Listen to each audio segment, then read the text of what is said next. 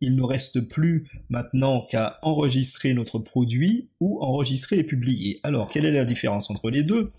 Lorsque j'enregistre ici, je n'enregistre que dans le back-office et donc mon article ne sera pas visible sur le site tant que je ne l'aurai pas publié.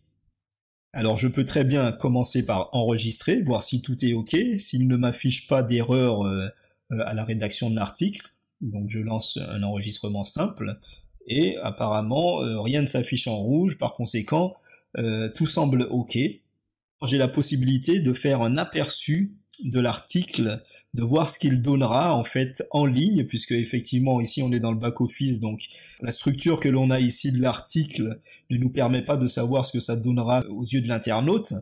Donc pour ce faire, on a la possibilité, après avoir enregistré, de cliquer sur le bouton aperçu ici et de voir donc automatiquement le rendu sur internet. Les musulmans de Mayotte vont chercher à Paris la même attention que les autres. Voilà mon article qui n'est pas publié mais qui est visible ici.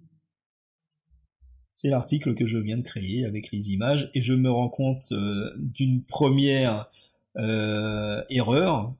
C'est la taille de mon fichier ici, de ma photo principale de surcroît, qui n'est pas à la bonne taille et qui est trop petite.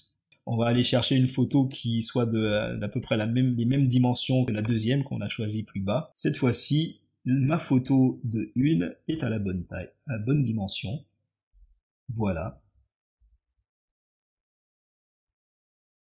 C'est beaucoup mieux.